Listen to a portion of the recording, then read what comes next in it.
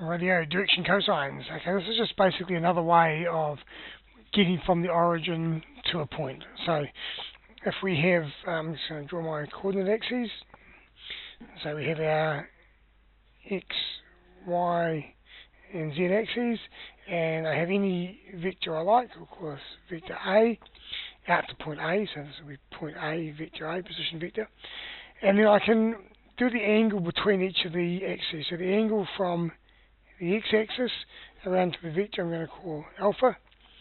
The angle from the y-axis to the vector I'm going to call beta.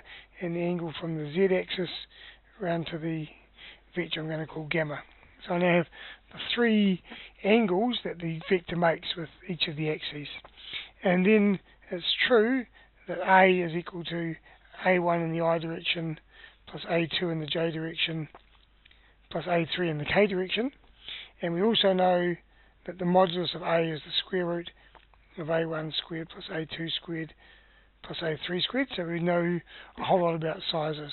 So if we're looking at one of these particular angles, then the cosine of alpha, just again by using simple SOHCAHTOA, is A1 over the modulus of A, which is A1 over the square root of A1 squared plus A2 squared plus A3 squared.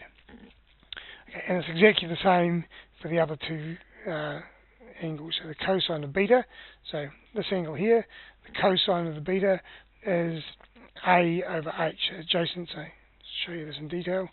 So this one here will be A2, and this length up here is the modulus of A. So the cosine of this angle is the adjacent over the hypotenuse, which is A2 over mod A.